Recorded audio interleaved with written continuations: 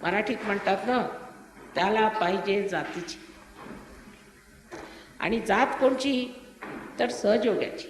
आपली एकच जात आहे, आपली जात एक आहे. असं म्हणतात, या देवी सर्वभूतेषु जाती रूपेण संस्थिता. सगळ्यांच्या मध्ये आहेत जाती, अनेक जाती आहेत. देवीने अनेक जाती केल्या. एक अशी जात आहे की जे लोक परमेश्वराला विचारत सुद्धा नाही, ती एक जात आहे, जाऊ दे. दुसरी एक जात आहे जी नेहमी परमेश्वराच्या विरोधात असतात, ती एक जात आहे, जाऊ दे. तिसरी एक जात आहे ज्यांना भलते धंदे जास्त आहेत आणि परमेश्वर नको, तेही आहेत, जाऊ दे. असेही लोक आहेत की जे परमेश्वराच्या नावावर नुसते कर्मकांड करत बसले, अनेक जन्म केले आणि अजूनही करतच आहे, त्यांचं तेही सुटत नाही. किती सांगितलं तरी सुटत नाही, जाऊ दे, तेही आहे. त्याहून असेही लोक आहेत की जे खरोखर परमेश्वराला शोधत आहेत, ज्यांची बुद्धी त्या बाबतीत अगदी शुद्ध आहे आणि स्पष्ट रूपाने त्यांना दिसत आहे की परमेश्वर मिळवणं म्हणजे काय. हे लोक आपल्या जातीतले, आपल्या जातीत येऊ शकतात. प्रत्येक माणसाशी सहयोग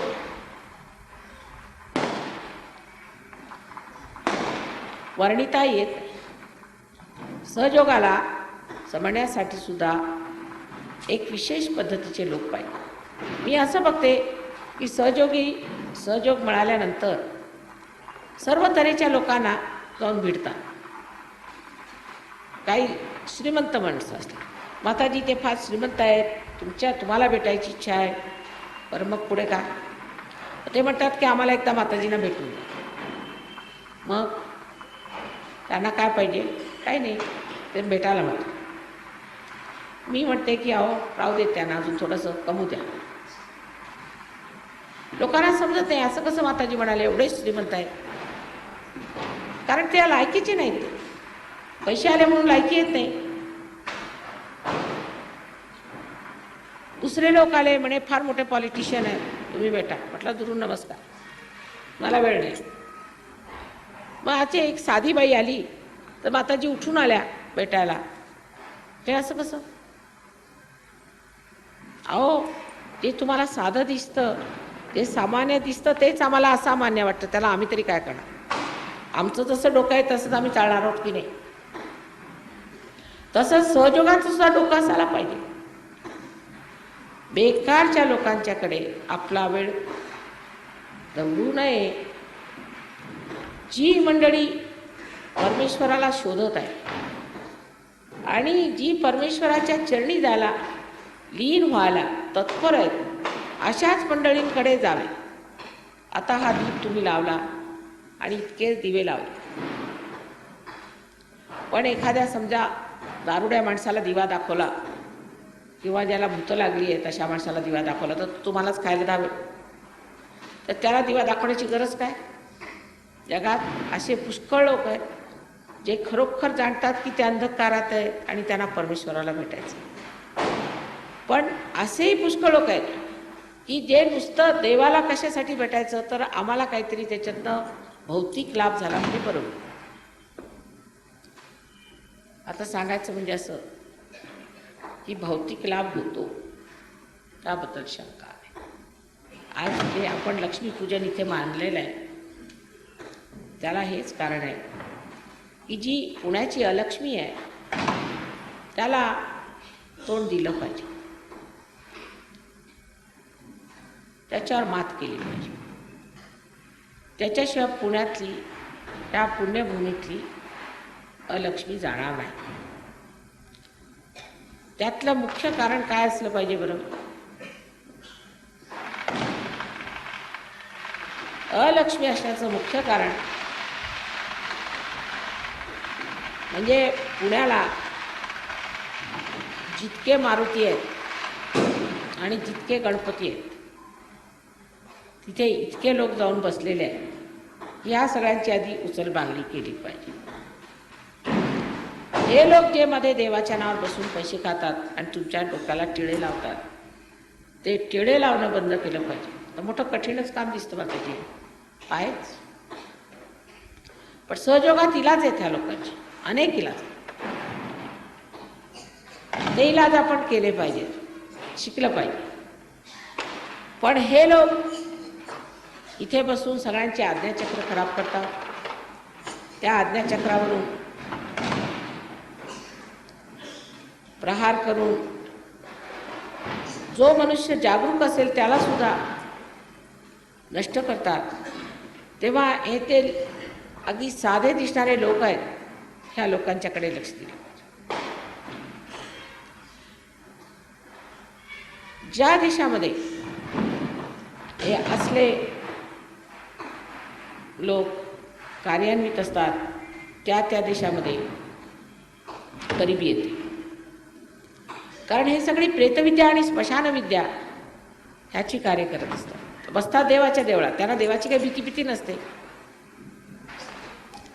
देवाच्या देवळात बसून स्मशानविद्या आणि प्रेतविद्या करतात.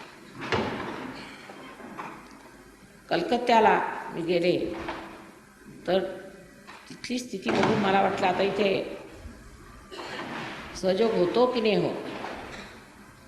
जो मनुष्य आला त्याला बघते तर काही ना काहीतरी बाधा. गरिबी म्हणजे इतकी आलेली आहे कलकत्त्याला, इतकी गरिबी आहे की एखादं उजाडलेलं मोठं गाव असावं आणि असे अनेक गावं मिळून एखादा जर प्रांत तयार केला, ती कलकत्त्याची स्थिती. तर त्या लोकांना मी विचारलं की का बाबा तुमचं असं कसं, तुम्ही इकडे गेले ते का? हो म्हणे आम्ही दीक्षित आहोत. तिथे दीक्षित म्हणे, दीक्षित सगळी मंडळी दीक्षित, इथून तिथवर सगळे दीक्षित लोक. म्हणून मग दुःखी लोक असणार दीक्षित बरोबर. पण त्यांना सांगायची सोय नाही की बाबा हे जे तुम्ही दीक्षितपणा करताय हे बरोबर नव्हे. हे लोक सगळे उपट सुरू आहेत. बरं नुसते पैसे घ्यायचे असले तर हरकत नाही, पण त्याशिवाय जे नाना प्रकार ते करतात ते म्हणजे अत्यंत जालिम. प्रत्येक देवस्थानी असा गोंधळ असतो. प्रत्येक देवस्थानी तुम्ही ते मग जेरुसलेमला जा, नाही तर मक्क्याला जा, आणि नाही तर महालक्ष्मीच्या देवळात जा. प्रत्येक ठिकाणी हे प्रकार आपण करतो, त्यांनी अलक्ष्मी येते. लक्ष्मीचं असं आहे, इकडनं बाधा आली आणि ती तिकडनं चालली बाहेर. दुसरी गोष्ट व्यसन. व्यसनांच्या अधीन असल्यावरती लक्ष्मी कधीही घरात राहणार. असं म्हणतात तिकडून बाटली आली की तिकडून बाई चालली बाहेर. नुसतंच बाटलीच नाही, अनेक तऱ्हेची आपल्याला व्यसन आहे. आता सहयोगानं सर्व व्यसनं सुटतात, ही गोष्ट खरी आहे. थोडीशी जर अशी मेहनत जर केली तर सर्व व्यसनं सुटतात. जर व्यसन असली तर लक्ष्मी तर जाणारच आणि यशसुद्धा कधी आयुष्यात येणार नाही. तुमचं जे यश आहे ते सुद्धा संपुष्टात येणार. लक्ष्मी गेल्याबरोबर राजलक्ष्मी गेली, गृहलक्ष्मी गेली. कोणत्याही नादाला जर मनुष्य लागला, कोणत्याही मोहाला जर मनुष्य बळी पडला तर लक्ष्मी उठते घरात, ती घरात टिकणार नाही. तुम्ही किती दिवाळ्या लावा आणि किती दिवे लावा, पण ती काही आत येणार नाही. कारण तुम्हाला दिसत नाही काय ते घरात, तिला दिसतं तेव्हा ती बाहेरची बाहेरच राहणार. तुम्ही कितीही मेहनत केली, कितीही लक्ष्मीची आरती केली, काही सुक्त म्हटली, काय केलं, काही फायद्याचं नाही. उलट सांगणारे जे आहेत त्यांचे खिसे भरावे लागतो. हे करा ते करा, त्यातच तुमची सगळी स्थिती होणार. तेव्हा पहिल्यांदा आपल्यामध्ये असे काही जे विचार आहेत, ज्यांनी आपण ह्या अशा लोकांच्याकडे जातो किंवा जे वाममार्गाकडे जातो ते विचार आपण टाकून दिले पाहिजे. आता तुम्ही असं म्हणाल की माताजी तुकारामांच्याकडे काही लक्ष्मी नव्हती, असं कसं? तुकाराम काही श्रीमंत नव्हते असं तुम्ही म्हणाल.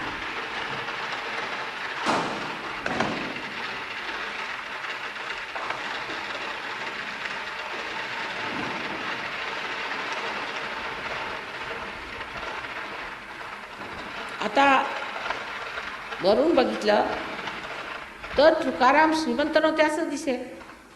सगळ्यांना असं वाटे त्यांच्याकडे काही दागदागिने नव्हते, काही नव्हतं, मग लक्ष्मी कशी? त्यांच्याकडे काही लक्ष्मी नव्हती. पण किती श्रीमंत होते हे जर बघायचं असलं तर त्यांच्या चरित्राकडे बघा. जेव्हा शिवाजी महाराज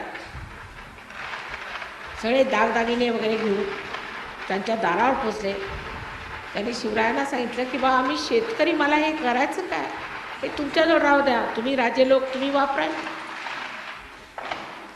म्हणजे केवढा श्रीमंत असला पाहिजे होतो. आपल्याकडे असा एखादा श्रीमंत बघा जो फार मोठा श्रीमंत असेल, त्याला जर तुम्ही एखादा दागिना द्यायला गेलाय तर त्याला मोह येईल की नाही? असा कोणताच श्रीमंत तुम्ही मला दाखवा ज्याला मोह येणार नाही. एक आमचं सोडून द्या, बाकी म्हणजे ज्याला मोह वाटतो, जो अशा गोष्टींकडे लक्ष देतो आणि हे मला मिळालं पाहिजे, ते मला मिळालं पाहिजे, हा मुलखाचा भिकारी झाला. असला श्रीमंत असेल, आणि श्रीमंत लोक जास्तच असतात भिकारी. एक 2 पैशाची कुठे वस्तू राहिली, अरे ती 2 पैशाची वस्तू राहिली म्हणून धावत येतील परत. म्हणजे श्रीमंत आहेत का भिकारी आहेत हे कोणी ठरवायचं?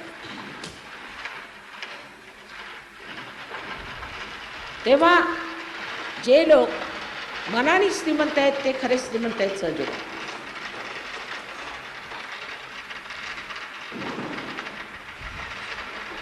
ज्या लोकांच्या घरी जावं, तिथे घरात काही नसलं तरी सुद्धा प्रेमाने माताजी आमच्याजवळ जे आहे ते एवढंच आहे, आम्ही तुमच्यासाठी काही केलं नाही, थोडी भाकरी आहे घेता का? केवढं श्रीमंत वाटतं ते. जे घरात होतं नव्हतं ते आणून पुढे ठेवलं. ते प्रेमाने गोडपणाने खायचं. त्यात खरी श्रीमंती त्याची दिसून येते की जे आहे ते सगळं काही आणून पुढे ठेवलेलं. तेच एखाद्या श्रीमंताच्या घरी जा म्हणजे अर्धे म्हणजे बंद करून ठेवते, हे बघा आमच्याकडे तुम्ही घेता का चहा, घेत असले तर घ्या, नाही तर ठीक आहे, नसेल घेत तर परत. हे कसले श्रीमंत? त्या शबरीने जी बोर आणून श्रीरामाला दिली, काय रामाला काही खायला नव्हतं काय? त्या बोरांचं त्यांनी जे एवढं महत्त्व केलं त्याचंच सिद्ध होतं की ही एवढी श्रीमंत ही शबरी पाहुणचाराला आली तर तिच्या श्रीमंतीचा मान ठेवून त्यांनी तिची उष्टी बोरं खाल्ली. ही अशी श्रीमंती जी आली ती खरोखर लक्ष्मीची श्रीमंती. पैसा असो वा नसो, मनुष्य श्रीमंत असू शकतो, आपल्या बादशाहीत राहू शकतो. पण चला सहयोगात तेही पण आहे. तुम्हाला कुणी आम्ही शबरी स्थितीला देत, सहयोगात लक्ष्मी ही मिळणारच, म्हणजे अगदी लक्ष्मीच ही सगळ्यांना मिळणार, त्याबद्दल शंका नाही. त्याला एवढ्यासाठी नाही की तुम्ही भिकारी आहात, तेवढ्यासाठी नाही. पण जगाला दिसलं पाहिजे. जर जगाला असं दिसलं की तुम्ही सहयोगात येऊन गरीब झाले तर कुणी सहयोगात येणार नाही. त्यांना प्रलोभन देण्यासाठी लक्ष्मी तुम्हाला दिलीच पाहिजे. त्याबद्दल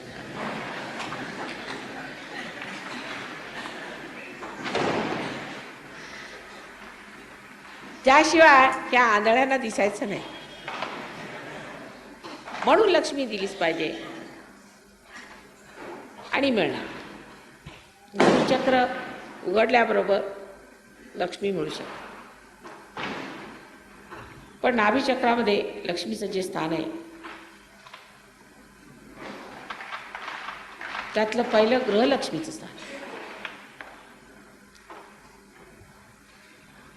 आपण असंही म्हणू की तुकारामाची बायको म्हणजे अगदी जहालबाई होती. जरा नम्र असती आणि देवाला तिने मानलं असतं तर कदाचित त्यांच्या घरी लक्ष्मी आली असती. तर घरातली गृहलक्ष्मी कशी आहे त्याच्यावरनं लक्ष्मी येणार. तिला जर बाधा असली आणि नवरा तिच्या बाधिकपणालाच बळी जात असला तर घरात कधीच लक्ष्मी राहणार नाही. पण ती जरी बाधिक असली आणि नवऱ्याने ते सांगितलं की ही बाधा तुझी गेली पाहिजे, किंवा नवरा दारू पितो तरी ही बाई आपली पतिव्रता बनवून दारू पाहिजे ना माझे दागिने घेतो, बरं मग माझं मंगळसूत्र घे, जे पाहिजे असेल ते घे तू, मी पतिव्रता आहे फार मोठी, असं म्हणून त्याला आणखी नरकात ढकलत असते. अशांच्या घरी कधी लक्ष्मी राहू शकत नाही. गृहलक्ष्मी म्हणजे एक तेजस्वी स्त्री असायला पाहिजे. तिचं असं आयुष्य असलं पाहिजे तिला बघून पुरुषाला वाटलं पाहिजे की काहीतरी घरात आहे बरं का. काहीतरी असं तसं आम्ही वेडवाकडं केलं तर चालायचं नाही घरात. पूर्वी काळी पुरुष लोक बायकांना मालक म्हणत असत, साहेब म्हणत असत. मालक एक दरारा असायचा अशा बायका. तो कशामुळे ओरडण्याने नाही झालेला, पण एक त्या बाईच्या तेजस्वितेने असा. तिची उदात्तता, तिचं गांभीर्य, तिची दानशूरता, तिची निष्ठा, तिची सेवा, तिचं प्रेम, ह्या सर्व गोष्टींनी त्या बाईला एक तऱ्हेची तेजस्विता आणि एक चारित्र्य दिसत. ती गोष्ट सुटून आजकाल गृहलक्ष्मी ही म्हणजे त्याला नाव म्हणजे आजकालच्या गृहलक्ष्म्यांना कशाशी तुलना करायची तेच मला समजत नाही. कारण त्याच्या डोक्यात काय तेच कळत नाही मला.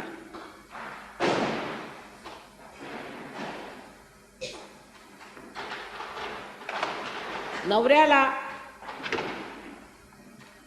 किंवा घरच्या मुलांना, सासू सासऱ्यांना सगळ्यांची सेवा केली पाहिजे हे कबूल. पण त्याचा अर्थ असा नव्हे की त्यांच्या घाणेरड्या गोष्टी किंवा त्यांच्या मुखासारख्या गोष्टी त्याला मान्यता द्यायची किंवा त्यांना खुश करण्यासाठी वाटेल ते काम करायचं, वाटेल त्या मार्गाने जायचं, वाटेल तसं वागायचं. मग नवरा आहे माताजी, मग काय झालं, नवराच आहे असं का. नवरा आणि तुम्ही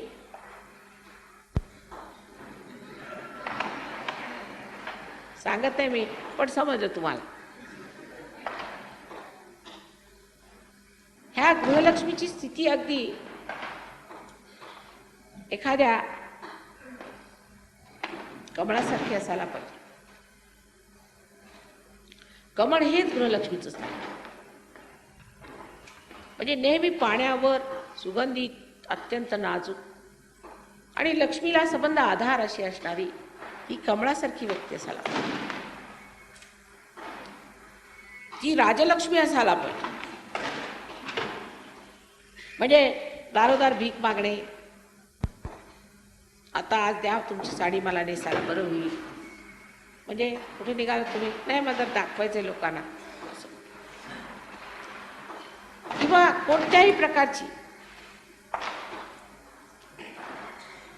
खोटी घमेंड,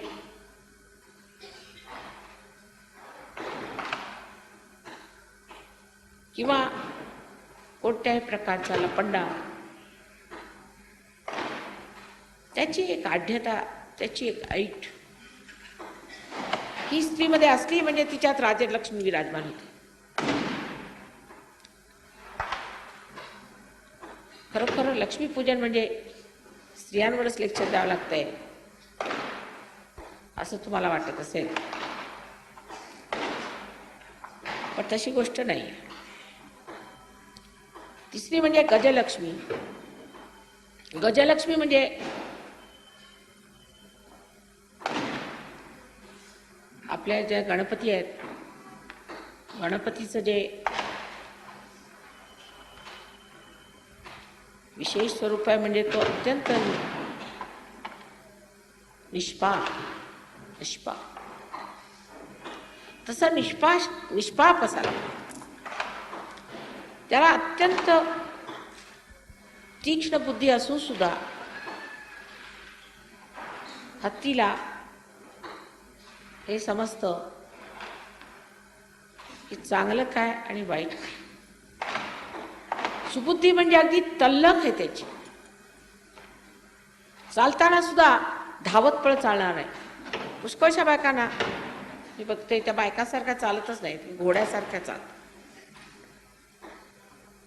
आणि एवढी धावपळ, हे धारे हे धावरे ते धावरे. मला परवा कुणीतरी प्रश्न विचारला की लहान मुलांना ब्लड कॅन्सर कसा होतो. म्हटलं त्यांच्या आईला जाऊन बघा, ती धावपळी असेल. धावपळ करणाऱ्या बायका ज्या आहेत त्यांच्याकडे गजलक्ष्मी असू शकत नाही. पण त्याचा अर्थ असा नाही की काही करायचंच नाही. जे करायचं ते सुबक आणि सुंदरतेने करायचं.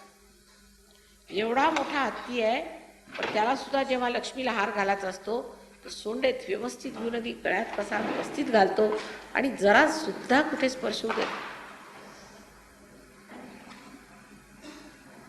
ही सुबकता, त्याला सुगड गृहिणी म्हणतात, ती याला पाहिजे. आता हे सगळं जरी झालं तरी जर पुरुषांना बायकांची इज्जत नसली आणि ह्या गोष्टींची इज्जत नसली तर घाणेरड्या बायकांच्या मागे ते धावतात किंवा रस्त्यावरच्या बायकांना महत्त्व देतात किंवा एखाद्या जबरदस्त बायकोला भितात, तर अशा पुरुषांच्या घरी लक्ष्मी राहू शकत. जे आपल्या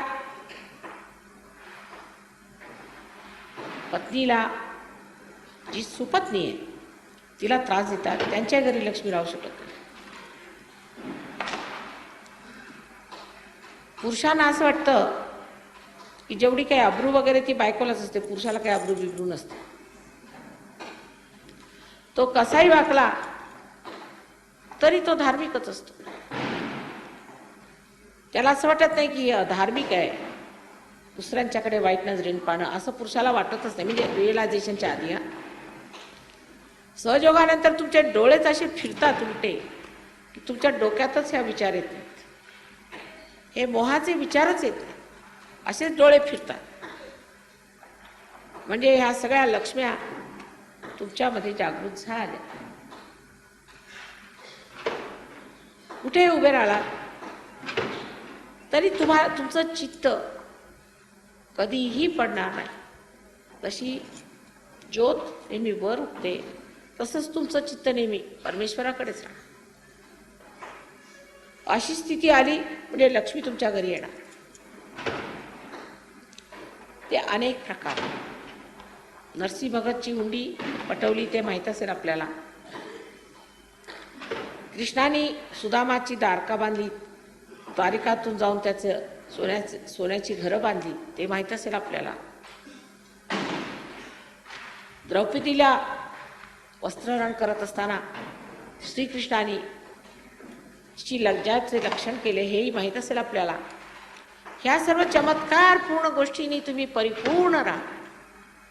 अत्यंत चमत्कारपूर्ण जीवनात रोज तुम्हाला नवीन नवीन चमत्कार, तुम्हाला आश्चर्य वाटेल कशा तऱ्हेने तुमचे चमत्कार तुमच्या समोर येतात, तुम्हाला त्यांनी आशीर्वादित करतात. ही सगळी लक्ष्मीचीच कृपा. हे सगळे आशीर्वाद म्हणजे लक्ष्मीची कृपा. अनेक तऱ्हेचे आशीर्वाद असतात. परवा मी एक साडी घेतली विकत, तर 3,000 रुपयाला मिळाली. ती दुसऱ्या माणसाला दाखवली, तो म्हणतो याची कमीत कमी किंमत 15,000 बाजारात असायला पाहिजे. म्हटलं नाही बा, आम्हाला तर 3,000 मिळाली. ही लक्ष्मीची कृपा म्हटली पाहिजे. पण दुसरा येऊन सांगतो माताजी बघा माझ्याजवळ पैसे नव्हते, असं ठरवलं की गणपती पुळ्याला यायचं, तर कसं काय येणार, माझं पैसे नव्हते. तर लगेच टपालानी पत्र आलं की बा तुझे एवढे पैसे वाचले होते ते तुला परत पाठवले. ही सगळी एक पैशाच्या दृष्टीने झाली. पण तशा अनेक आहे. तुमची तब्येत खराब झाली, तुम्ही म्हटलं माताजी माझी तब्येत खराब झाली, झालं उद्या ठीक. अहो कसं काय झालं? डॉक्टर म्हटलं असं कसं शक्य आहे, आम्ही विश्वासच करत नाही. कसं झालं? ही लक्ष्मीची कृपा. योगक्षेम महाम्यम जे श्रीकृष्णाने म्हटलेलं आहे, त्यातला जो क्षेम भाग आहे तो लक्ष्मीच्या कृपेने होतो. सर्व तऱ्हेचं क्षेम असतं, नुसतं आर्थिकच नाही. जर आर्थिक असलं, समजा तुमची तब्येत ठीक नसली तर डॉक्टर सर्व तुमचं आर्थिक घेऊन जाणार. सर्व तऱ्हेने प्रत्येक तऱ्हेचं क्षेम घटित होतं आणि त्याची सगळी गोळाबेरीज म्हणजे तुमच्यामध्ये महालक्ष्मी तत्व जागृत. आणि महालक्ष्मी तत्व म्हणजे परमेश्वरामध्ये रममाण होण्याची इच्छा. महालक्ष्मी म्हणजे हे सर्व जे काही मिळालेलं आहे, हे मिळालं. आता माताजी आम्हाला कळलं आहे परमेश्वराचा आमच्यावर हात आहे, आम्ही परमेश्वराच्या साम्राज्यात आलो. पण अजून आम्हाला थोडंसं कमी वाटतंय. काय काय कमी वाटतं? अजून आम्ही कुणाला दिलं नाही, वाटून खाल्लं नाही, एकटंच खातं असं वाटतं. तेव्हा महालक्ष्मी तत्व तुमच्यात जागृत होईल. आणि हे जागृत झाल्यावर जर तुम्ही बरोबर संतुलनात, असंतुलनात नाही, संतुलनात हळूहळू आपली दीपशिखा वाढवली तर ती ब्रह्मरंध्रात जाऊन बसेल आणि संबंध तुमचं आयुष्य अलौकिक. आजपर्यंत कोणीही जगात झाले नाही असे महत्पुरुष तुमच्यातनं निघणार आहे. आजपर्यंत कोणीही विचारले नाहीत आणि जाणले नाहीत असे किमयाकार तुमच्यातनं निघणार. पण संतुलन नाही सोडायचं. जर तुम्ही संतुलन सोडलं तर हे प्रेम जे आहे ते इकडे पडेल नाही तर तिकडे पडेल, नष्ट होईल. संतुलनात तुमची दीपशिखा उडवायची आहे आणि हे झालं पाहिजे. मग ह्या सर्व ह्याला अर्थ येतो. हे जे आवाज होत आहेत आणि जे हे ध्वनी निघून राहिले आहेत, ही त्याचीच गर्जना आहे. हे होणार आहे, कडकडणार आहे सबंध जगामध्ये, दुंदुबी वाजणार आहे आणि सगळ्यांना कळणार आहे की एक नवीन युग तयार होत आहे. त्या माणसात त्याच्यात कोणालाही कोणत्याच प्रकारचा त्रास, त्रागा, संताप राहणार. आणि परमेश्वराच्या साम्राज्याचे चमत्कार बघावे तितके थोडे, बघतच राहावं. आणि काय बोलणार आता हे पाहिल्यावर, अशी एक अत्यंत सुंदर मनस्थिती होती. या आनंदाचा उपभोग तुम्ही सर्वांनी सतत काळ मिळवावा, त्या सदिच्छेनेच मी इथे आज या पूजेला तयार झालेली आहे. मला पूर्ण आशा आहे की आजच्या नंतर सर्व लोक मनोभावे आपल्यातले लक्ष्मी तत्व जपून ठेवतील आणि त्यातून उगवणाऱ्या त्या नवीन आकांक्षा ज्या महालक्ष्मी तत्वाच्या रूपाने बाहेर पडतील, त्या संतुलनात राहून पूर्णपणे समजून घेतील, व्यवहारात आणतील आणि पसरवतील.